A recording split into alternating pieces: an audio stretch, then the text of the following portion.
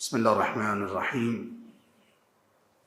الحمد لله رب العالمين والعاقبة للمتقين والصلاة والسلام على أشرف الأنبياء والمرسلين ومن تبعهم بإحسان وإيمان إلى يوم الدين وبعد. أعوذ بالله من الشيطان الرجيم. يا أيها الذين آمنوا أطيعوا الله وأطيعوا الرسول وأولي الأمر منكم فإن تنازعتم في شيء فردوه إلى الله والرسول إن كنتم تؤمنون بالله واليوم الآخر ذلك خير وأحسن تأویلا. آج کا ہمارا موضوع تزکیہ اور تربیہ یا کریکٹر بلڈنگ سیشنز کے سلسلے میں یہ ہے کہ جب ایک عام شخص یہ دیکھے کہ اہل علم کے درمیان کچھ چیزوں میں اختلاف ہے تو وہ کیا کرے. اس سے پہلے کہ 2 سیشنز میں اس بات کو سمجھنے کی کوشش کی کہ علماء کون ہوتے ہیں اور علماء کا مقام کیا ہے، اور علم کے ساتھ منسلک رہنا، علم کے ساتھ منسلک ہونا یہ انسان کے لیے کتنا ضروری ہے. اس دنیا میں کوئی بھی چیز ہمارے لیے، انسانوں کے لیے اتنی اہم نہیں جتنی اہم اس کے لیے دین ہے. اگرچہ دین کی ضرورت کے متعلق ہم نے کچھ باتیں ذکر کی تھی ابتدائی لیکچرز میں، لیکن دین ہمارے لیے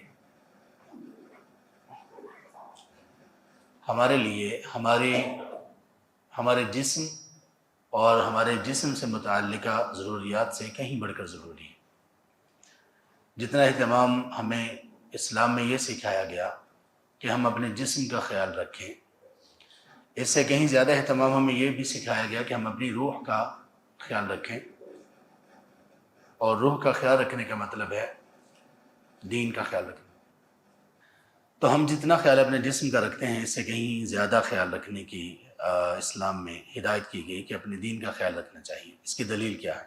دیکھیے، اگر ہم اسلام میں حرام کردہ اشیاء کے متعلق اور ان کے اصول و ضوابط اور ان کی رولنگ سے متعلق تھوڑا سا غور و فکر کریں تو ہمیں معلوم ہوگا کہ اللہ ہم پر کتنا مہربان ہے کہ ہر وہ چیز بھی حرام ہے جو ہماری صحت کے لیے اچھی نہیں ہے. اگرچہ یہ ایک الگ ٹاپک ہے، بہت ساری چیزیں ایسی ہیں جو انسان کی صحت کے لیے مضر ہیں، مفید نہیں، لیکن پھر بھی انسان استعمال کرتا ہے اور وہ حلال میں فال کرتی ہیں.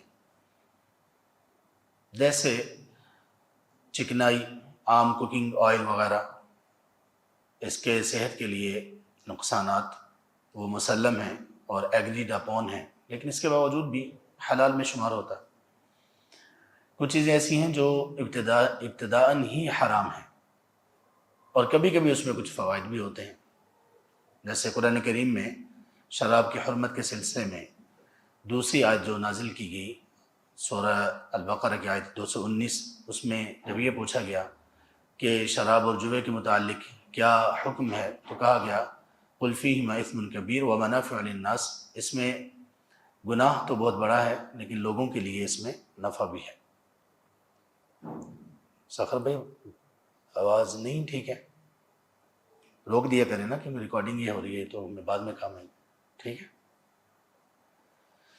تو اس سلسلے میں اس میں کہا گیا کہ شراب میں اس کا گناہ بڑا ہے لیکن اس میں نفع بھی ہے. تو کبھی کبھی ایسا ہوتا ہے نقصان دہ چیزوں کا نفع بھی ہوتا ہے، اور کبھی ایسا ہوتا ہے کہ حلال چیزیں بھی نقصان دہ ہو جاتی ہیں. یہ حالات مختلف ہوتے رہتے ہیں. عموماً اگر حرام کردہ اشیاء کے بارے میں دیکھا جائے تو وہ انسان کی صحت کے لیے مضر ہوتی ہیں، اس لیے اللہ تعالیٰ ان کو حرام قرار دے دیتے ہیں. تو یہ اسلام کا اہتمام ہے، اللہ تبارک تعالیٰ کی ایک قدر ہے، اللہ تبارک تعالیٰ کا ہمارے ساتھ ایک محبت اور ایک شفقت کا معاملہ ہے کہ اللہ تعالیٰ نے ہمارے لیے ہر وہ چیز حرام قرار دے دی جو ہمارے لیے مضر ہے ہماری صحت کے لیے. تو جس اللہ نے اور جس اللہ کی نازل کردہ شریعت نے ہمارے جسموں کا اتنا خیال کیا ہے، تو اس اللہ کی نازل کردہ شریعت نے ہماری روحوں کا، ہمارے دل اور ہماری آخرت کا اس سے کہیں زیادہ اہتمام کیا. لیکن ہم نے کیا کیا؟ ہم نے یہ کیا کہ اپنے جسم کے متعلق جو چیزیں جسم کو آرام پہنچانے والی، جسم کو اچھا رکھنے والی، جسم کو بیماریوں سے دور کرنے والی، یہ چیزیں تو ہم نے لے لی، لیکن ہم نے ان چیزوں کو لینے سے تھوڑا سا کوتاہی کا اظہار کیا جو چیزیں ہماری روح کو اور ہمارے قلب اور دل کو ٹھیک کرنے والی ہیں۔ دیکھیں ہم میں سے بہت سارے ایسے لوگ ہیں، ہمارے بہت سارے ایسے بھائی ہیں بلکہ بہنیں بھی، جو باقاعدگی سے ایکسرسائز، جم یا کوئی واک وغیرہ اس کو باقاعدگی سے کرنے والے ہیں تاکہ ان کا جسم سلامت رہے، لیکن اتنی باقاعدگی سے وہ لوگ علم حاصل نہیں کرتے۔ اب جسم دیکھیے، جسم فنا ہوگا، جسم سے جان نکلے گی، لیکن روح جب یہ پیدا کر دی گئی تو اس کے بعد یہ روح وہ فنا نہیں ہوگی۔ اہل علم کے راجح قول کے مطابق جب روح پیدا کر دی گئی، روح نہیں تھی، روح پیدا کی گئی، روح کو پھونکا گیا انسان کے جسم میں جب ماں کے پیٹ میں تھا، تو جسم کا تعلق اس دنیا کے ساتھ ہے، اور آخرت سے جس کا تعلق ہے وہ انسان کی روح ہے، اور پھر انسان کو جسم بھی وہاں پر عطا کر دیا جائے گا، دوبارہ سے جسم دیا جائے گا۔ تو جسم فنا ہوگا، مل جائے گا، لیکن روح وہ انسان کی ہمیشہ ساتھ اس کے رہے گی۔ تو روح سے جب ہم روح کی بات کرتے ہیں تو اس سے مراد ہم انسان کا دل بھی لیتے ہیں، اس کا ایمان بھی لیتے ہیں، اس کی آخرت بھی لیتے ہیں۔ تو روح اصل میں دل پر اثر انداز ہونے والی باتیں، اور روح اصل میں اس کی بہتری آخرت کی بہتری ہے، تو اس لیے اس کی طرف اسلام نے زیادہ توجہ دی۔ دیکھیے افلا تعقلون، افلا یتدبرون، اولم یتفکروا، اس طرح کے جتنے بھی کویسچن ہیں قرآن کریم میں، غور و فکر کیوں نہیں کرتے، تدبر کیوں نہیں کرتے، سوچتے کیوں نہیں ہیں؟ تو ان میں اللہ تبارک و تعالیٰ نے جو تعلیمات دی ہیں ان کا اینڈ رزلٹ انسان کے دل اور روح پر ہونے والا ہے۔ جسم کے اعتبار سے جتنی بھی ہمارے لیے تعلیمات ہیں ان کا اینڈ رزلٹ کیا ہے؟ روح پر ہونے والا ہے۔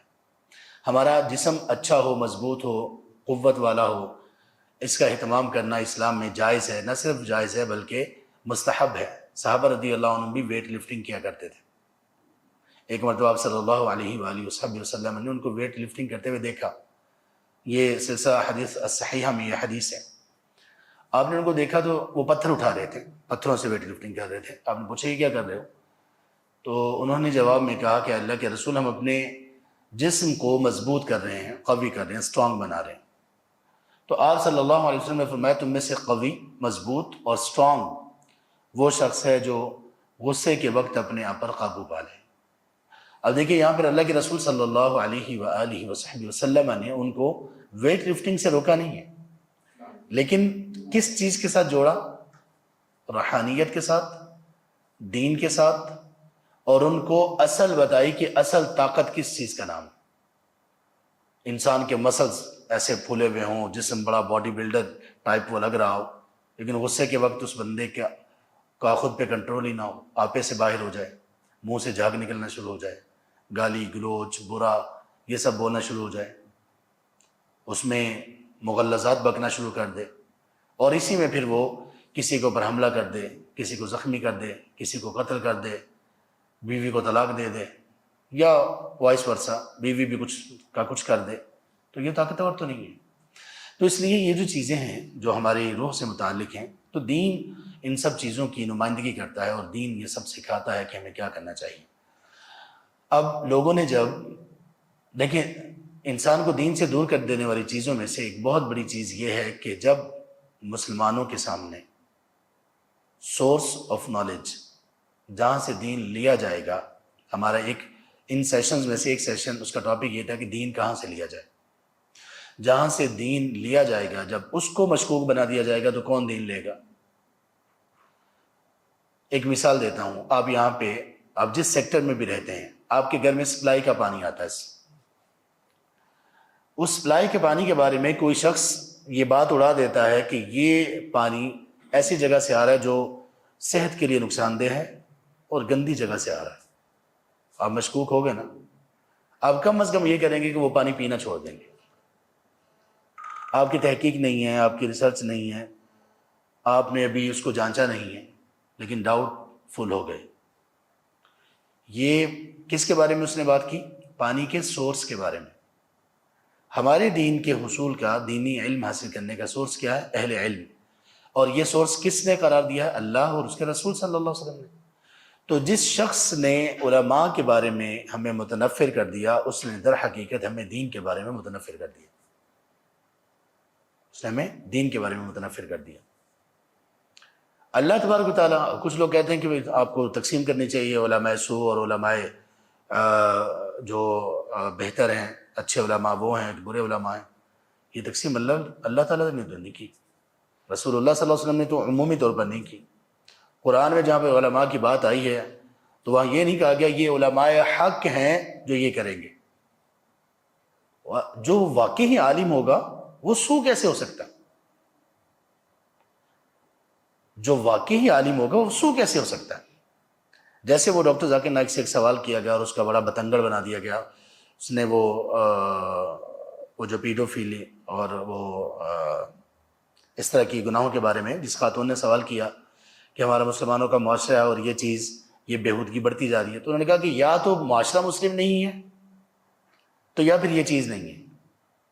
بات اصولی تھی۔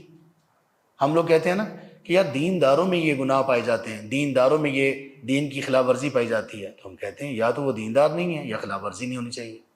اگر خلاف ورزی نہیں ہے تو پھر ان کو دیندار نہیں کہنا چاہیے۔ تو ڈاکٹر ذاکر نائک کا مطلب یہ تھا کہ اگر یہ مسلم معاشرہ ہے تو پھر تو اس میں یہ چیز ہونی نہیں چاہیے، اگر ہے تو پھر اس کو مسلم معاشرہ نہ کہیں۔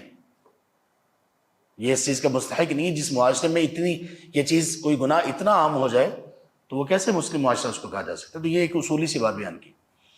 تو جب آپ نے علماء کے بارے میں عموماً یہ کہنا شروع کر دیا کہ علماء تو ایسے ہوتے ہیں، علماء ویسے ہوتے ہیں، اور ہر شخص جو بھی دنیا میں لوگوں کے سامنے، مسلمانوں میں اپنی کوئی پذیرائی اور اپنی کوئی عزت اور لوگوں کی توجہ چاہتا ہے، اس کا پہلا قدم علماء کی گردن پہ آتا ہے۔ ان کو اس کے بغیر چارہ ہی نہیں کہ وہ علماء کو روندیں، اور اس کا سبب یہ ہے کہ ان کو پتہ ہے کہ ہماری جو ایسی چیزیں ہیں جو دین کے منافی ہیں، ان کے اوپر سے پردہ اٹھانے والے علماء ہی ہوں گے، اور کون ہمارے سامنے آئے گا۔ اگر ان کو سائڈ پر کر دیں تو سارا راستہ صاف ہو جائے گا، اور یہ شروع سے ہی ہوتا آ رہا ہے۔ اللہ تعالیٰ نے قرآن کریم میں فرمایا، پچھلی دفعہ ہم نے آیت ڈسکس کی، سورہ آل عمران کی آیت نمبر 19، شہد اللہ انہ لا الہ الا ہوا والملائکۃ واولو العلم، اولو العلم جنہیں علم دیا گیا۔ یہاں پہ اللہ تعالیٰ نے تقسیم نہیں کی علماء سو یا علماء حق۔ اسی طرح سورۃ المجادلہ میں اس کی آیت نمبر 11 میں اللہ تعالیٰ نے ارشاد فرمایا، یرفع اللہ الذین آمنوا منکم الذین اوتوا العلم درجات، اللہ تعالیٰ ایمان والوں کے درجات بلند کرتے ہیں، اور وہ ان لوگوں کے بھی جو ایمان والوں میں فردر علم دیے گئے، یعنی علماء ہیں۔ سورہ فاطر میں آیت نمبر 28 میں اللہ کا ارشاد ہے، انما یخشی اللہ من عبادہ العلماء، اللہ تعالیٰ سے حقیقی معنوں میں ڈرنے والے علماء ہیں۔ سمجھ رہے ہیں نا؟ اس سے انکار نہیں کہ علماء سو بھی ہوتے ہیں، برے علماء بھی ہوتے ہیں، وہ اس طرح سے کہ وہ اپنے دین کو دنیا کے بدلے میں بیچ دیتے ہیں یا اور کئی مفادات کا شکار ہو جاتے ہیں۔ لیکن اللہ اور اس کے رسول صلی اللہ علیہ وسلم کا پیٹرن کیا ہے، میں یہ بتانا چاہ رہا ہوں۔ ڈاکٹرز مجھے بتائیں، ڈاکٹرز میں جعلی ڈاکٹرز ہیں کہ نہیں ہیں؟ تو کبھی کسی نے بات کرتے ہوئے یہ کہا کہ ڈاکٹرز ایسے ہوتے ہیں اس وجہ سے کہ ان میں جعلی بھی ہوتے ہیں۔ کبھی کسی نے یہ کہا کہ ڈاکٹرز کی 2 اقسام ہیں، ڈاکٹر السو و ڈاکٹر الحق۔ کس نے یہ بنائی تقسیم؟ انجینئرز کی کوئی مثال کسی نے یہ دی کہ ایک انجینئر سو ہوتا ہے۔ ابھی تو ہمارے سامنے انجینئر ایسے آنے لگے ہیں کہ لگتا ہے ایسے کہ سارے ہی سو ہیں، ایسے انجینئر مارکیٹ میں آ رہے ہیں جنہوں نے ایسی عجیب و غریب ایک بد زبانی اور بدتمیزی کی کیفیت پیدا کی ہے کہ جو ناقابل بیان بھی ہے، اور اسلامی تعلیمات اور دلائل کی روشنی میں بہت ہی زیادہ گری ہوئی بات ہے۔ اسلام نے دعوت کا ایک اس کو مقرر کیا۔ صرف ایک بات بتاتا ہوں، کبھی بھی کسی بدتمیز، بے ادب اور زبان کے برے شخص سے علم حاصل نہ کریں، ورنہ آپ کی زبان بھی خراب ہوگی۔ اللہ کے رسول صلی اللہ علیہ وسلم کی تربیت ایک طرف دیکھیں، آپ نے سیدہ عائشہ رضی اللہ عنہ سے کہا، ایک یہودی نے ان کو سلام کیا اور کہا السلام علیکم، تو انہوں نے اس کے جواب میں السلام علیکم کا مطلب آپ پر موت ہو، السلام میں سے انہوں نے لام کو غائب کر دیا، تو سیدہ عائشہ رضی اللہ عنہ نے جواب میں کچھ اضافہ کر کے کہا کہ آپ پر یہ بھی ہو یہ بھی ہو، یعنی ہلاکت اور اس طرح کی کچھ چیزوں کا ذکر کیا۔ آپ صلی اللہ علیہ وآلہ وسلم، ہمارے ماں باپ، ہماری اولادیں، نسلیں، مال و دولت، جسم و جان، سب آپ پر قربان ہو صلی اللہ علیہ وآلہ وسلم۔ آپ نے سیدہ عائشہ رضی اللہ عنہ کو کہا اللہ تبارک و تعالیٰ اس طرح یہ جو بات ہے ایسی، وہ بری بات، اس کو اللہ تعالیٰ پسند نہیں کرتے، اور کہا آپ کے لیے اتنا کافی تھا، آپ ان کو یہ کہتے وعلیکم، بھائی آپ پر بھی، جو آپ نے کہا وعلیکم، آپ پر، یعنی برے الفاظ سے بھی بندہ بچ گیا اور بات بھی پوری ہوگی۔ کہاں نبی صلی اللہ علیہ وآلہ وسلم نے ہمیں یہ سکھایا غیر مسلموں کے بارے میں، اور کہاں کوئی بندہ مسلمانوں کے بارے میں، جن کو کم از کم مسلمان کہا جا سکتا ہے، ان کے بارے میں اتنی بد زبانی کرے، اور مسلمانوں میں سب سے اعلیٰ برگزیدہ اور وہ ہستیاں جن کے بارے میں اللہ تعالیٰ نے یہ کہا کہ یہ حقیقی مومن ہیں، اولئک هم المؤمنون حقا، صحابہ رضی اللہ عنہ کے بارے میں سورہ انفال کی آیت نمبر 74 ہے، اللہ تعالیٰ نے فرمایا اولئک هم المؤمنون حقا، اس میں تینوں کیٹیگریز ہیں، شروع میں ایمان لانے والے، ہجرت کرنے والے، اور اس کے بعد جہاد کرنے والے اور نصرت کرنے والے، سارے لوگ اس میں مراد ہیں۔ فرمایا اولئک هم المؤمنون حقا، یہ حقیقی مومن ہیں۔ اللہ جن کو حقیقی مومن قرار دے رہے ہیں، کچھ لوگ ان کے بارے میں بد زبانی کریں تو ان بیچاروں کے اوپر اپنی ہی پھٹکار، اور ان کے اوپر باقی اللہ کے فرشتوں اور کس کس کی پھٹکار آئے گی۔ تو خیر، آج کا موضوع ہمارا اس طرف تھا کہ ہم لوگ جب علماء کے درمیان اختلاف ہوتا ہے تو ایک عام آدمی کیا کرے۔ پہلی بات یہ ہے کہ علماء کے بارے میں اختلاف کا مفہوم کیا ہے۔ اس بارے میں دو غلط مفاہیم لوگوں میں چل رہے ہیں۔ جیسے کوئی بندہ سنتا نا کہ اختلاف ہے، علماء میں اختلاف ہے، کچھ لوگ ایسے ہیں وہ یہ سمجھتے ہیں کہ علماء میں اختلاف کا مطلب ہے کہ شریعت میں، اسلام کی تعلیمات میں اختلاف ہے۔ ایسا نہیں ہے، ایسا نہیں ہے۔ اللہ تعالیٰ کا فرمان ہے افلا یتدبرون القرآن، یہ سورہ النساء کی آیت 82 ہے غالباً، افلا یتدبرون القرآن ام علی قلوب اقفالها، کیا وہ قرآن میں تدبر نہیں کرتے یا ان کے دلوں پر قفل اور تالے لگ چکے ہیں؟ وَلَوْ كَانَ مِنْ عِنْدِ غَيْرِ اللَّهِ لَوَجَدُوا فِيهِ اخْتِلَافًا كَثِيرًا۔ قرآن کی حقانیت کی ایک علامت یہ ہے کہ اگر یہ اللہ کی طرف سے نہ ہوتا تو اس میں لوگ بہت اختلاف پاتے۔ تو اللہ کی نازل کردہ تعلیمات میں اختلاف نہیں ہو سکتا، نہ قرآن میں ہو سکتا ہے، نہ اللہ کے رسول صلی اللہ علیہ وسلم کی احادیث مبارکہ میں ہو سکتا ہے۔ جو لوگوں کو اختلاف لگ رہا ہوگا وہ علماء سے پوچھیں گے تو وہ اختلاف نہیں ہوگا۔ ممکن ہے ناسخ منسوخ ہو، ممکن ہے عام اور خاص ہو، ممکن ہے مجمل اور مبین ہو، اور ممکن ہے مطلق اور مقید ہو۔ یہ سارے اصول فقہ کے قواعد ہیں، یہ سب اختلاف نہیں ہوگا۔ تو جس نے یہ سمجھ لیا کہ علماء کے درمیان اختلاف کا مطلب ہے کہ شریعت میں ہی اختلاف ہے، ایسا نہیں ہے۔ پہلا یہ ایک وہ مفہوم ہے جو کہ خطا پر مبنی ہے۔ دوسرا خطا پر مبنی مفہوم یہ ہے کہ لوگوں نے علماء میں اختلاف کا مطلب یہ سمجھ لیا کہ ہر چیز جائز ہے، چونکہ علماء میں اختلاف ہے، آپ جو موقف آپ کا دل چاہتا لے لو، ہر چیز ہی جائز ہے، ہر چیز میں اختلاف ہے، ہر چیز ہی جائز ہے۔ اسی کے ساتھ ملتے جلتی ایک اور چیز بھی ہے کہ لوگوں نے یہ سمجھ لیا کہ دین کے ہر مسئلے میں اختلاف ہے، جبکہ ایسا نہیں ہے۔ دین میں دو طرح کے مسائل ہیں، ایک ہے متفق علیہ، جن کے اوپر اختلاف بالکل بھی نہیں ہے، تمام اہل علم ان کے اوپر جمع ہیں، کتاب و سنت کے علماء جمع ہیں، اور کچھ ایسے ہیں کہ جن میں اختلاف کی گنجائش ہے۔ اختلاف کی گنجائش اس لیے نہیں کہ اسلام واضح نہیں یا دلائل اس طرح سے موجود نہیں ہیں، موجود ہیں دلائل، لیکن ان میں دلائل سے استدلال کرتے ہوئے، ان کو دلیل بناتے ہوئے کچھ اختلاف ہو جاتا ہے، اس کی ہم بعد میں بات کریں گے۔ دوسرا نقطہ اس سلسلے میں یہ پہلا تھا، دوسرا نقطہ اس سلسلے میں یہ ہے کہ اس اختلاف کا سبب کیا ہے۔ دیکھیں، جو علماء ہوں گے، علماء اختلاف کے وقت کسی کو برا بھلا نہیں کہیں گے، ہاں اپنی دلیل سے بات رکھیں گے، یہ ہمیشہ سے یہ چلتا آ رہا ہے۔ جو اہل علم ہیں وہ جب آپس میں اختلاف کرتے ہیں تو وہ بہت اچھے انداز میں کرتے ہیں، دلیل کے ساتھ بات کرتے ہیں، اور اس کے بعد پھر اپنے جس سے اختلاف کر رہے ہیں اس کی عزت اور رسپیکٹ کرتے ہیں۔ یہ علماء کی ایک علامت ہے۔ اور جو باطل پرست لوگ ہیں وہ ان اختلافات کی وجہ سے ایک دوسرے کی عزت اچھالیں گے۔ امام شافعی رحمہ اللہ کا کسی کے ساتھ مناظرہ ہوا اور مناظرے میں وہ ان کی بات، ان کی دلیل مضبوط کوئی سامنے نہ آئی تو وہ اس کے بعد جب امام شافعی رحمہ اللہ کو دیکھتے تو راستہ بدل لیتے۔ امام شافعی رحمہ اللہ نے ایک دفعہ پکڑ لیا ان کو، سلام لیا، ان کے ساتھ اپنائیت کا اظہار کیا اور کہا کہ کیا ہوا اگر ہم کسی ایک بات پہ متفق نہیں ہو سکے لیکن پھر بھی ہم بھائی تو ہیں نا۔ یہ ہے علماء کا وتیرہ، اور ہمیشہ ہر علماء میں سے ہر کسی نے ایسے ہی کیا، یہاں تک کہ آپس میں مناظرے بھی چل رہے ہیں، آپس میں ایک دوسرے کے ساتھ ڈیبیٹس بھی چل رہی ہیں، لیکن آپس کا تعلق، ایک دوسرے کے ساتھ تعامل، معاملہ، آپس میں ایک دوسرے کے ساتھ ڈیلنگ انتہائی اخلاق پر مبنی، انتہائی بہترین۔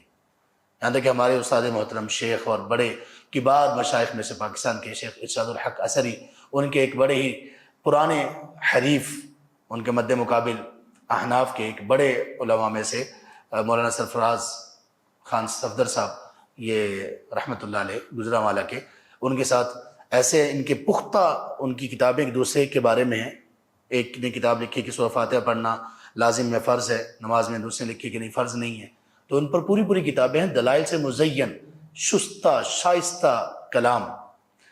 تو جب ان کو اطلاع ملی کہ مولانا سرفراز خان صفدر صاحب وفات پا گئے ہیں تو ان کے غم کی وجہ سے طبیعت خراب ہوگی، خاصی طبیعت خراب ہوگی۔ بھائی مسلمان تو ہیں، اختلاف ہو سکتا ہے۔ تو اختلاف کا مطلب یہ نہیں ہے کہ اب ہم عزت کرنا چھوڑ دیں۔ اختلاف کے وقت جو لوگ عزت کرنا ہی چھوڑ دیتے ہیں، اس کا مطلب یہ کہ ان کو خود علم کی حقیقت کا بالکل ادراک نہیں ہے۔ یہ ایسے ہی ہے جیسے زاغوں کے تصرف میں عقابوں کا نشیمن، یا دوسرے لفظوں میں بندر کے ہاتھ میں موبائل آ جائے اور وہ بھی ٹچ، آپ دیکھ لیں کہ کیا بنے گا۔ تیسرا نقطہ یہ ہے کہ اسباب کی ہم بات کر رہے تھے۔ ایک سبب یہ ہے کہ اللہ تبارک و تعالیٰ نے اہل علم کو پیدا کیا، انسانوں کو پیدا کیا۔ انسانوں میں وہ اہل علم ہو یا دوسرے عام لوگ ہوں، ان کے ذہنی استعداد یا ذہنی جو صلاحیت ہے، ان کا انٹلیکچوئل لیول وہ مختلف ہے، کسی کا بہت بلند، کسی کا درمیانہ، کسی کا نیچے۔ محدثین میں بھی آپ دیکھ لیں کوئی بہت اعلیٰ درجے کے حفاظ تھے کہ ایک بات کبھی سن لی تو زندگی بھر کبھی نہ بھولی، جیسے امام بخاری رحمۃ اللہ علیہ، لاکھوں روایات اور اسناد ان کو یاد تھی، لاکھوں، بلا مبالغہ لاکھوں۔ اور بہت سارے ایسے لوگ بھی تھے کہ جن کو چند ایک ہزار احادیث بس یاد تھی۔ تو یاداشت اور فہم، انڈرسٹینڈنگ، انٹلیکچوئل لیول، یہ سب کا مختلف ہوتا ہے۔ اس مختلف ہونے کی وجہ سے جب علماء میں بھی یہ مختلف ہوتا ہے تو پھر اس کی وجہ سے اختلاف پیدا ہو جاتا ہے۔ کسی کی فہم اور انڈرسٹینڈنگ ایک جگہ پر پہنچتی ہے، کسی کی نہیں پہنچتی۔ یعنی ایک درجے پر آ کر جب سب اس درجے پر آئیں گے کہ ان کو علماء کہا جائے تو اس کے بعد دیکھا جائے گا کہ کون کس کی انڈرسٹینڈنگ کیسی ہے، کون کتنا فقیہ ہے۔ تو علماء میں تفاوت تھا، صحابہ رضی اللہ عنہم سے لے کر، بلکہ انبیاء میں تفاوت تھا۔ انبیاء میں بھی درجہ بندی ہے کہ نہیں؟ تمام انبیاء میں 5 اولو العزم پیغمبر ہیں، ان میں پھر سب سے افضل ہیں سیدنا ابراہیم خلیل علیہ السلام، اور پھر ان سے بھی افضل ہیں کون؟ جناب سیدنا محمد کریم صلی اللہ علیہ وآلہ وسلم۔ جب انبیاء میں یہ فرق ہے، صحابہ میں یہ فرق ہے، تو علماء میں کیوں نہیں ہو سکتا؟ ایک اختلاف کا سبب ایک یہ چیز ہے۔ اختلاف کا سبب دوسری چیز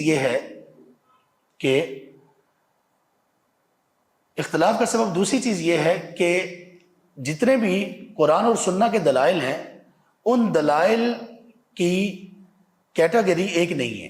کچھ ایسے دلائل ہیں جو بہت واضح ہیں، جن میں دوسری بات ہی نہیں ہو سکتی۔ مثلا فَعْلَمْ أَنَّهُ لَا إِلَهَ إِلَّا اللَّهُ، یہ علم حاصل کرو، جان لو کہ اللہ کے سوا کوئی عبادت کے لائق نہیں۔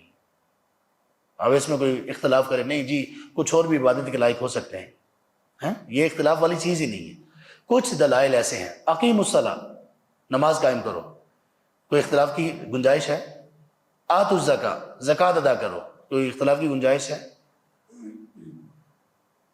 اچھا، کچھ ایسے دلائل ہیں جن میں 2 معانی نکل سکتے ہیں، 2 معانی جن میں پائے جا سکتے ہیں۔ ایک بات ہے، ایک جملہ ہے، ایک آیت ہے، یہ ایک حدیث ہے، اس میں 2 معانی ہو سکتے ہیں، نکل سکتے ہیں۔ مثال کے طور پر اللہ تعالیٰ کا فرمان ہے سورۃ البقرہ میں آیت نمبر 7 میں 287 آیت اللہ تعالیٰ نے یہ فرمایا کلوا واشربوا حتی یتبین لکم الخیط الابیض من الخیط الاسود من الفجر، تم سحری کھاؤ. سحری کا وقت یہ بتایا کہ تب تک آپ کھا سکتے ہو سحری جب تک کہ سفید دھاگا سیاہ سے واضح نہ ہو جائے. اور آخر میں کہا من الفجر، فجر کا سیاہ دھاگا، سفید دھاگا سیاہ سے واضح نہ ہو جائے. اب اس میں اس کے معنی کو سمجھنے میں یعنی اس کا ایک سے زیادہ معنی ہو سکتے ہیں. اب کون سا والا معنی اللہ کی مراد ہے یہ کس کو پتا ہوگا؟ کون بتائے گا؟ علماء. 2 معنی ہو سکتے ہیں لیکن اللہ کی مراد اس میں کیا علماء بتائیں گے، اس لیے کہ اللہ کے رسول صلی اللہ علیہ وسلم نے بتا دیا اپنے صحابی کو، صحابہ نے تابعین، تبع تابعین کو، اور یہ روایات احادیث اس پر موجود ہیں، اور وہ فہم جو اللہ کی مراد ہے وہ ہمارے سامنے آ گیا. تو جب کچھ دلائل ایسے ہیں آیات اور احادیث جن میں ایک آیت کی مثال دی، ایک حدیث سے مثال دیتا ہوں. صحیح بخاری میں حدیث ہے، اللہ کے رسول صلی اللہ علیہ وسلم نے غزوہ بنو قریظہ جو جنگ تھی اس کے موقع پر صحابہ کو حکم دیا کہ آپ لوگوں نے نماز جا کر بنو قریظہ میں پڑھنی ہے. بنو قریظہ میں جا کر نماز پڑھنا صحابہ رضی اللہ عنہ کے اس حکم کے بارے میں 2 موقف ہو گئے. ایک موقف یہ تھا کہ آپ علیہ السلام کا مطلب یہ ہے کہ آپ نے جلدی بنو قریظہ پہنچنا ہے. مطلب یہ نہیں ہے کہ اگر راستے میں نماز عصر کا ٹائم ہو جائے تو آپ نے نماز عصر پڑھنی نہیں ہے. نماز عصر وہاں پڑھنے کا مطلب کیا کہ عصر کے وقت تک آپ نے وہاں پہنچنا ہے، لیکن اگر عصر کے وقت تک کوئی نہیں پہنچ سکتا تو درمیان میں پڑھ لے. کچھ صحابہ نے کہا نہیں، آپ کا مطلب، آپ کی بات کا یہ معلوم ہوتا ہے کہ نماز وہیں جا کر پڑھنی ہے. ان کو راستے میں وقت عصر کا ہو بھی گیا، نماز لیٹ بھی ہوگی، لیکن انہوں نے وہیں جا کر پڑھی. اللہ کے رسول صلی اللہ علیہ وآلہ وسلم کے سامنے یہ دونوں چیزیں آئیں. دونوں جو گروہ تھے اصحاب کے وہ آئے. آپ نے کسی کو بھی کچھ نہیں کہا کہ آپ نے غلط کیا. دونوں میں سے کسی کو بھی یہ نہیں کہا کہ آپ نے غلط کیا. کیا مطلب؟ دونوں ہی ٹھیک تھے، اس لیے کہ ان میں واقعی دونوں مفہوم نکل رہے تھے. تو علماء میں اختلاف کا ایک سبب یہ ہے کہ اللہ تعالیٰ نے، اللہ کی حکمت ہے اس میں کہ اللہ تعالیٰ نے آسمانی دلائل، آیات اور احادیث کو ایک لیول پر نہیں رکھا. اس میں بھی ہماری آزمائش ہے. اللہ تعالیٰ نے فرمایا قرآن کریم میں کچھ آیات ایسی ہیں، سورہ آل عمران ہے، آیت نمبر غالباً 7 ہے یا 8 ہے، کہ اس میں کچھ آیات ہیں محکمات ہن ام الکتاب. کچھ آیات ہیں محکمات، محکم جس کا دوسرا معنی نہیں کیا جا سکتا، وہ ام الکتاب ہیں. اور دوسری کچھ ایسے ہیں جو متشابہات ہیں، جن کا معنی ایک دوسرے سے ملتا جلتا ہے، وہ آیات ہیں. تو اب وہ دوسری جن کا معنی جو ایک دوسرے کے مشابہ لگتی ہیں اور محکم نہیں ہیں، ان کا کیا فائدہ، کیوں نازل کی؟ اللہ تعالیٰ نے اس کا بتایا تاکہ اس میں لوگوں کی آزمائش ہو. اب اس میں لوگوں کی آزمائش کیا ہے کہ ہر بندہ اپنے اپنے مطلب کی دلیل لے لیتا ہے یا اس سلسلے میں اہل علم سے رجوع کرتا ہے. تو یہ علماء کے جو کا اختلاف ہوا اس کے 2 اسباب، یہ بنیادی 2 اسباب اہل علم نے ذکر کیے، اور شیخ الاسلام ابن تیمیہ رحمہ اللہ نے اس کے 6 اسباب ذکر کیے، اور انتہا درجے کے بہترین طریقے سے ذکر کیے، ایسے کہ علماء کے اوپر کوئی بھی غبار باقی نہ رہے. یہ سینسیبل جو لوگ ہوتے ہیں، علماء ہوتے ہیں، ان کا یہ کام ہے. ورنہ اس کے اوپر شیخ الاسلام ابن تیمیہ رحمہ اللہ کہہ سکتے تھے فلاں نے بھی غلطی کی، امام فلاں نے بھی غلطی کی، فلاں نے بھی غلطی کی، فلاں بھی ایسا، فلاں بھی ایسا، فلاں بھی ایسا، کہہ سکتے تھے نا، لیکن نہیں، انہوں نے ان کے عذر پیش کیے. اور اس کتاب کا نام کیا ہے؟ رفع الملام عن ائمۃ الاعلام، عن الائمۃ الاعلام، کہ جو بہت بڑے بڑے علماء ہیں ان سے ہر قسم کی ملامت کو ختم کرنا. جو انہوں نے اختلاف کیا ان سے ہر قسم کی ملامت کو ختم کرنا. اس کتاب میں انہوں نے ریزنز بتائیں کہ ان کا آپس میں اختلاف کیوں ہوا. مثال کے طور پر اس لیے اختلاف ہوا کہ ایک عالم کے نزدیک ایک عالم کو ایک حدیث یا ایک روایت پہنچی نہیں. نمبر 1، ایک عالم کو ایک حدیث اور ایک روایت پہنچی لیکن ان کی انڈرسٹینڈنگ کچھ اور تھی جو درست نہیں تھی اور ایک کی درست تھی. نمبر 3، ان کو ایک حدیث مثال کے طور پر پہنچی لیکن اس حدیث کے صحیح یا ضعیف ہونے کا علم ان کے پاس نہیں تھا، وہ بعد میں لوگوں کو ملا. تو حدیث تھی ضعیف، یعنی اللہ کے رسول صلی اللہ علیہ وسلم سے ثابت نہیں تھی، اور انہوں نے اس حدیث کو لے لیا اور اس پر موقف کھڑا کر دیا. ان عالم کو اجر ہی ملے گا، لیکن آگے جب وہ ٹرانسفر ہو گئی تو اہل علم نے اس کو مزید کھنگالا، پرکھا، اور وہ جو روایت کے پرکھنے کے جو اصول و ضوابط ہیں ان کے ذریعے سے پرکھا تو پتہ چلا کہ وہ تو آپ صلی اللہ علیہ وسلم سے ثابت ہی نہیں ہے. تو اب بعد والوں کے لیے یہ جائز نہیں ہے کہ وہ اپنے اس امام کی اس بات کو لیں جس امام نے اپنی اس بات یا مسئلے کے لیے استدلال ضعیف حدیث سے کیا تھا. بعد والوں کے لیے یہ جائز نہیں ہے جب ان کو پتہ چل گیا. تو اس طرح سے یہ ہوا. تیسری چیز یہ ہے کہ اس اختلاف کی حکمت کیا تھی. یہ جو اہل علم کے درمیان اختلاف ہے نا، اس کی کئی حکمتیں ہیں. اللہ تعالیٰ کے ہاں کئی حکمتیں ہیں. ایک حکمت ان میں یہ ہے کہ لوگوں کو یہ پتہ چل جائے کہ کامل علم، جس علم میں کوئی نقص نہیں، وہ صرف اور صرف کس کے پاس ہے؟ اللہ کے پاس. نمبر ایک. اس سے کیا پتہ چلے گا؟ اس سے یہ پتہ چلے گا کہ جتنے بھی علماء ہیں ان سے غلطی کوتاہی ہو سکتی ہے. اللہ کے رسول صلی اللہ علیہ وآلہ وصحبہ وسلم کے بعد تمام علماء سے کمی کوتاہی اور سمجھنے میں خطا ہو سکتی ہے. نمبر دو، اس کی حکمت یہ ہے کہ لوگ علماء کے بارے میں غلو اور وہ جو ایک مبالغہ آ رہی ہے اس سے باز آ جائیں. نہیں جی ہمارے عالم نے یہ کہہ دیا بس حرف آخر ہو گیا. اس کو کہتے ہیں اندھی تقلید. اندھی تقلید علماء کی جائز نہیں ہے. تو کسی اور کی جائز ہو سکتی ہے جو علماء بھی نہ ہوں.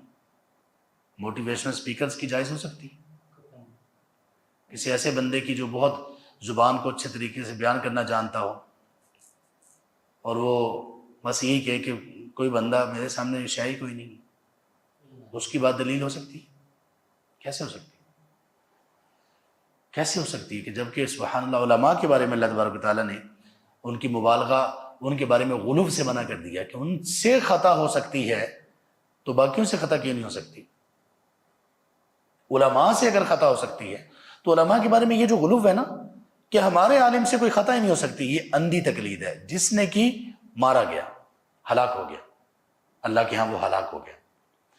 اور اگر علماء کی اندھی تقلید جائز نہیں ہے، آج دیکھیں عجیب بات ہے کہ ہمارے کتنے نوجوان ایسے ہیں جو کسی کی صرف تیز ترار زبان کی وجہ سے اندھی تقلید کرنا شروع کر دیتے ہیں، اور اس کے مقابلے میں کسی کی بھی بات ہو وہ بڑی بدتمیزی اور بےہودہ طریقے سے اس کو رد کرتے ہیں، بد اخلاقی سے، گالی گلوچ کر کے.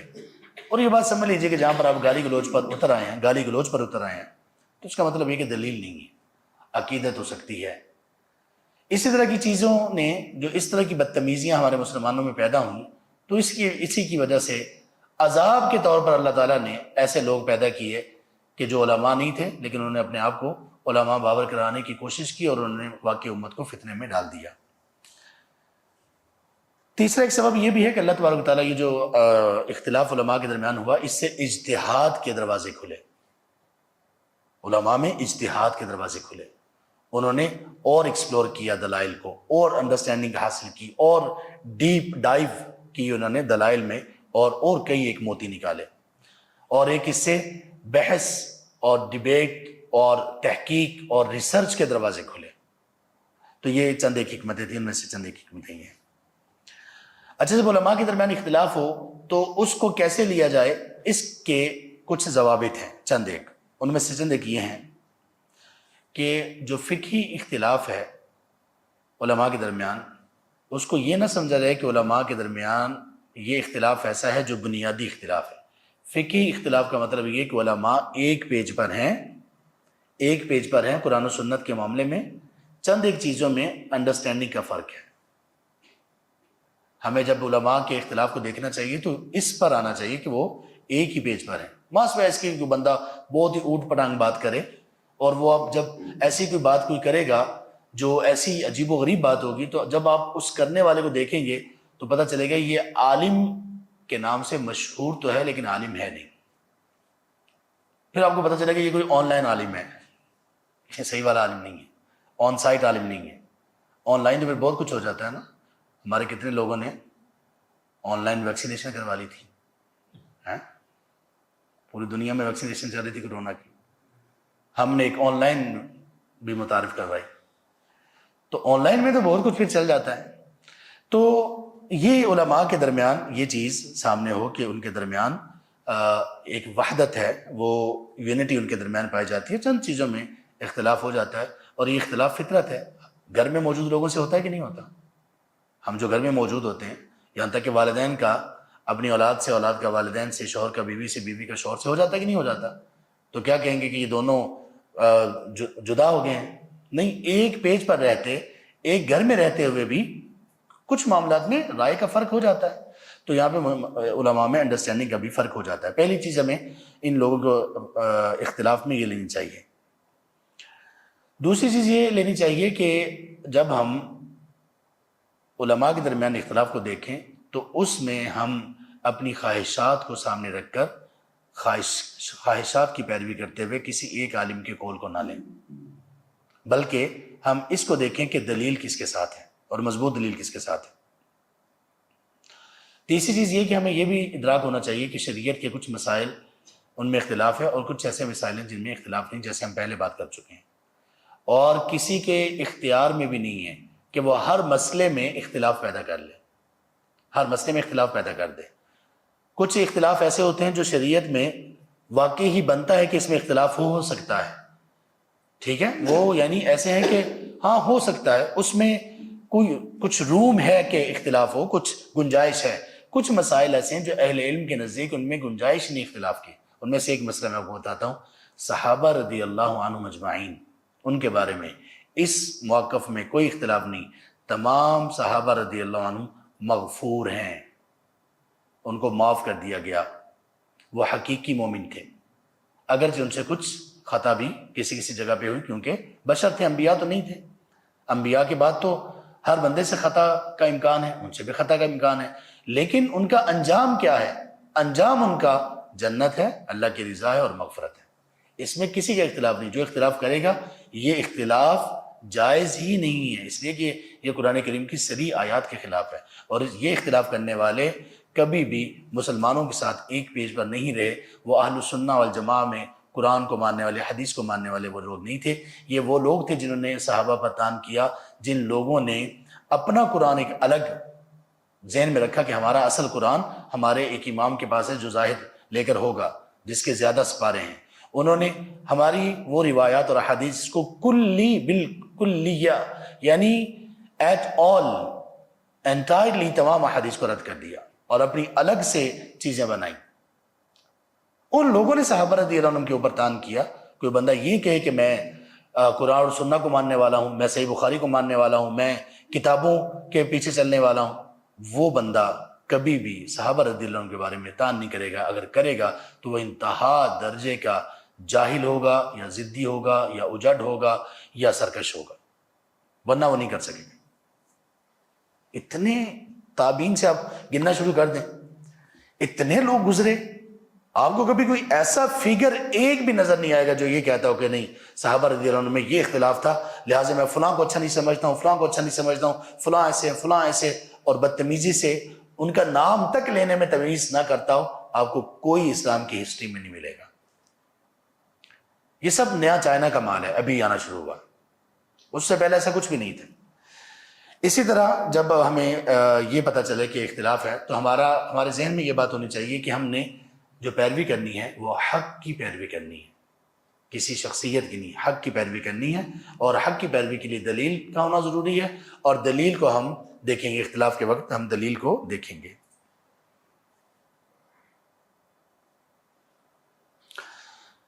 آخری چیز سلسلے میں یہ ہے کہ علماء کے درمیان اختلاف کے سلسلے میں بندہ یہ دیکھے کہ جن علماء پر مجھے بھروسہ ہے اور میں اعتماد کرتا ہوں، اگر دو علماء کے درمیان اختلاف میں مجھے ان علماء کی یا ان ائمہ کی بات مضبوط لگے جو میرے امام یا میرے علماء کے خلاف ہیں، تو مجھے مضبوط بات کی طرف جانا چاہیے.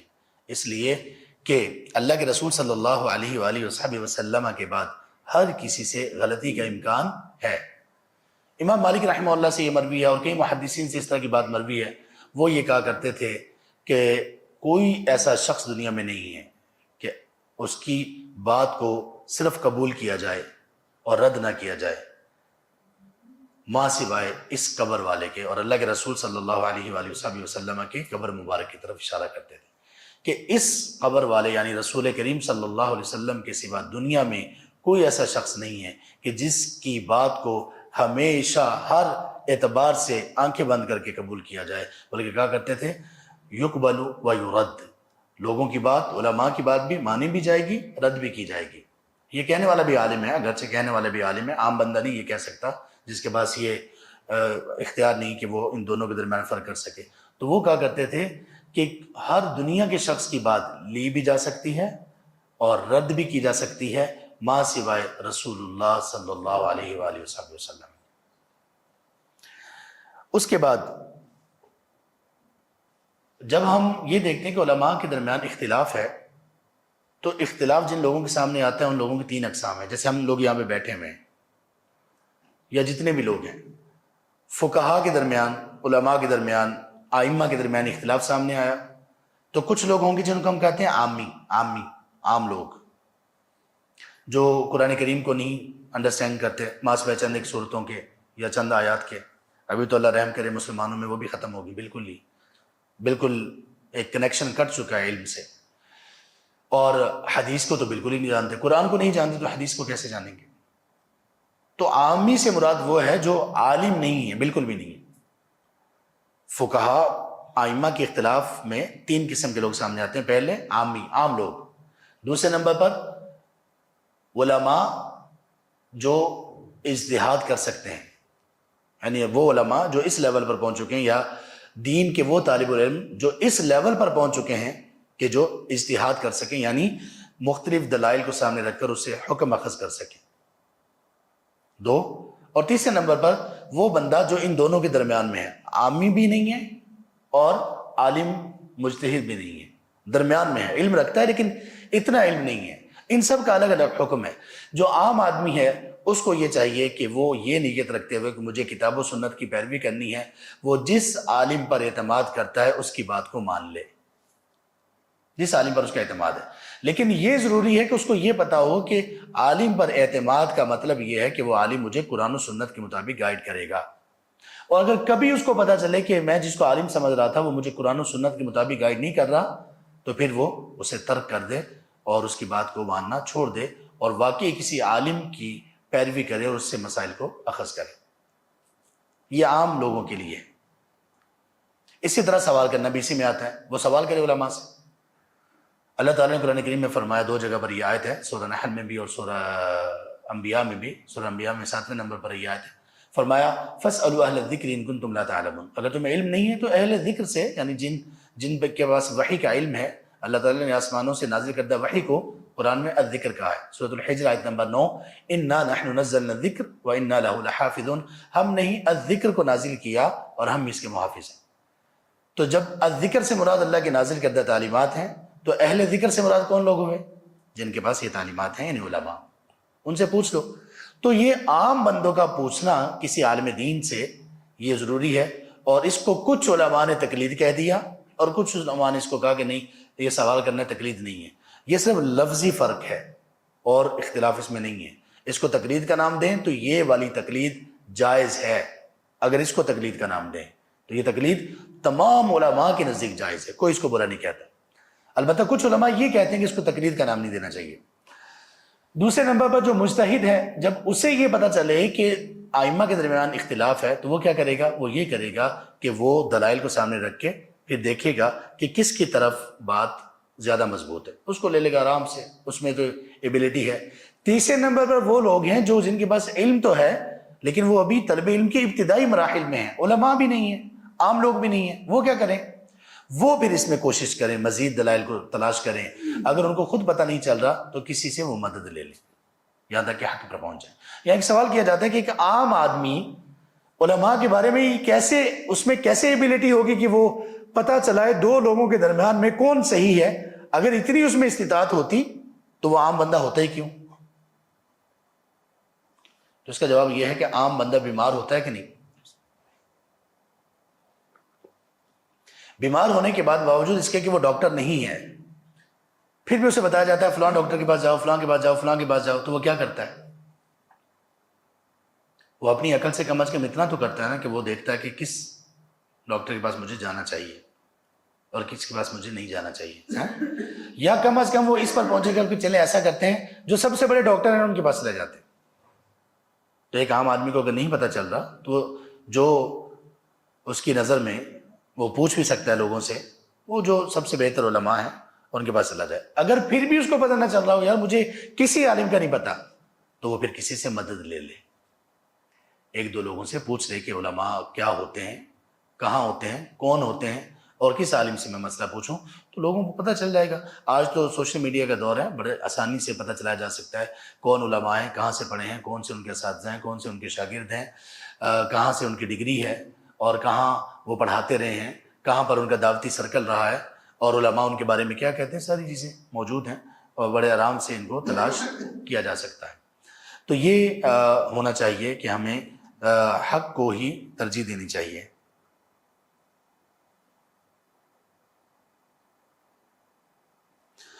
اس سلسلے میں ایک بڑی ہی الارمنگ بات ہے، بہت خطرناک بات، وہ یہ ہے کہ کچھ لوگ علماء کے درمیان اختلاف سے فائدہ اٹھاتے ہیں۔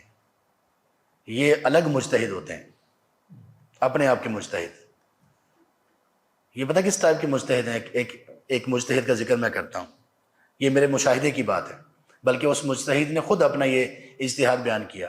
اس نے کہا کہ وہ اصل میں نا بچوں کو پڑھاتے تھے، قاری صاحب تھے، قرآن حفظہ لیکن عالم نہیں تھے۔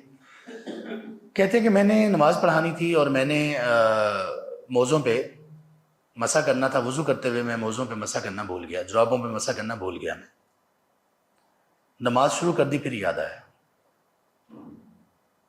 میں نے کہا کہ نماز اگر توڑی لوگ کیا کہیں گے؟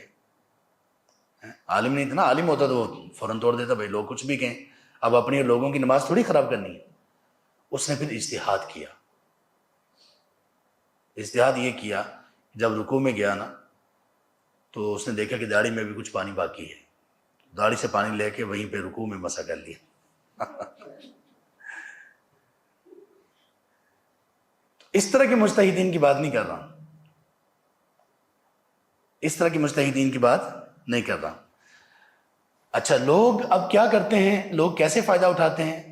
یعنی اس طرح کے مجتہدین، مطلب ابھی تو جو بات ہو رہی ہے آخر میں وہ تو ایسی اجتہاد والوں کی ہو رہی ہوتی ہے کہ کچھ لوگوں میں ایک بڑی خطرناک چیز پائی جاتی ہے کہ وہ اجتہاد کرتے ہیں، ہوتے ایسے ہی ہیں جیسے یہ ان کی میں نے بات بتائی، اور اجتہاد کیا کرتے ہیں؟ اجتہاد یہ کرتے ہیں، وہ کچھ علماء سے سوال کرتے ہیں، کچھ علماء کے موقف ان کے سامنے ہوتے ہیں، ان میں سے جو سب سے زیادہ آسان اور طبیعت اور مزاج کے موافق ہوتا ہے نا اس کو لے لیتے ہیں۔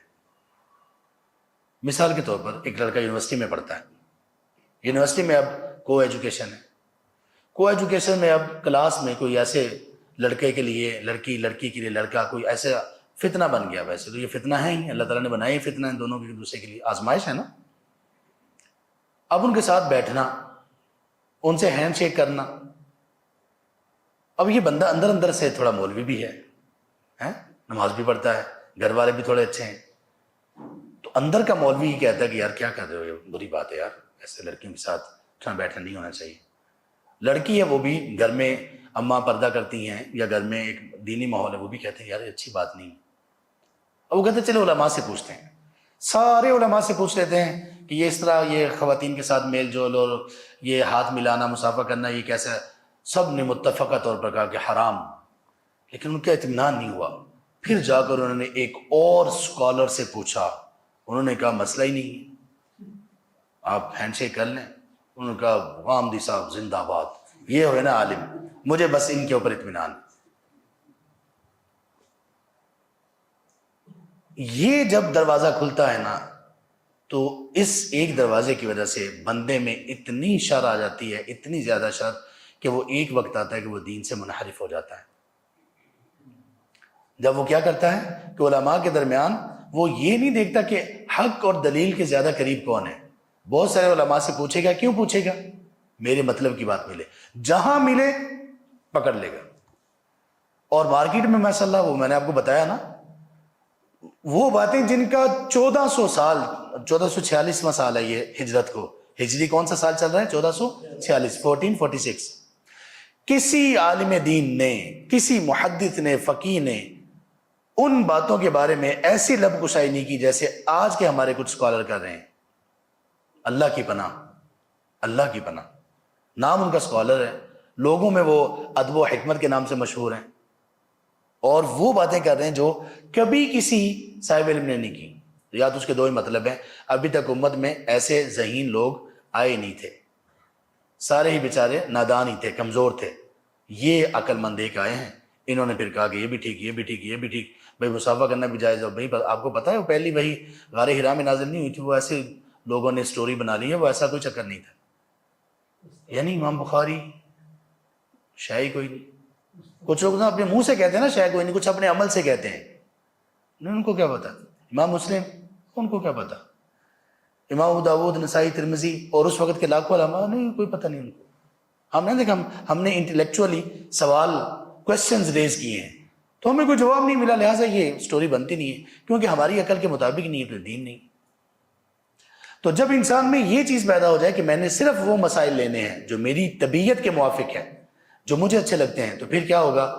لوگوں کے لیے سود بھی جائز ہو جائے گا، لوگوں کے لیے خواتین سے میل جول بھی جائز ہو جائے گا، ناچ گانا میوزک یہ بھی جائز ہو جائے گا، چہرے سے داڑھی کو صاف کرنا بالکل ختم، یہ بھی ٹھیک ہو جائے گا. شادی بیاہ کے اوپر وہ گانے کی بجانے کی محفل، یہ بھی ٹھیک ہو جائے گا. شراب کو پینا چاہتا ہے فتوے اس کو بھی مل جائیں گے، سود کو کھانا چاہتا ہے فتوے اس کو بھی مل جائیں گے. یہ بادشاہی مسجد کے پڑوس میں ایک بازار فحاشی ہے، سارا فتووں پہ چل رہا ہے. پتہ فتوے تو آپ کو مل جائیں گے. جیسے ڈگریاں مل جاتی ہیں، کسی پٹھان نے کہا مجھے ڈگری چاہیے، وہ سوچ رہا تھا پتہ نہیں کتنا اس پہ پیسہ لگے گا، اس نے کہا 5,000 میں مل جائے گی. اس نے کہا دو، ایک میرے لیے اور ایک میرے گھوڑے کے لیے، 2 ڈگریاں لے گا. تو اس طرح آپ کو بے شمار فتوے آپ کو ملیں گے، ہر چیز میں فتوے ملیں گے.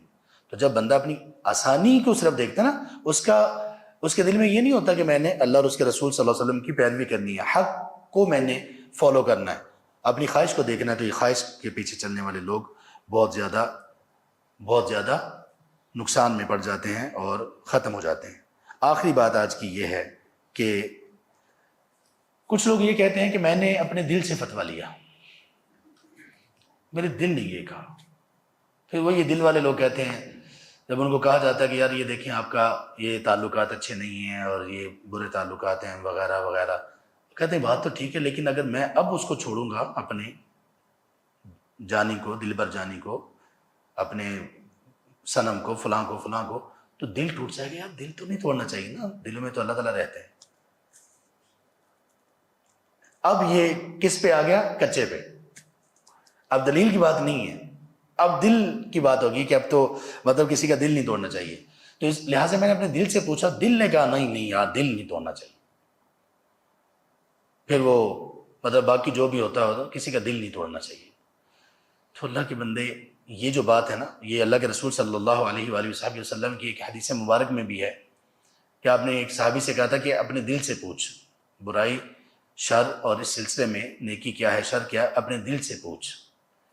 یہ دل سے فتویٰ لینے والی بات اور دل سے پوچھنے والی بات اس دل کے لیے ہے جو دل ایمان، یقین، علم سے منور ہو، روشن ہو. اس دل کے لیے یہ بات.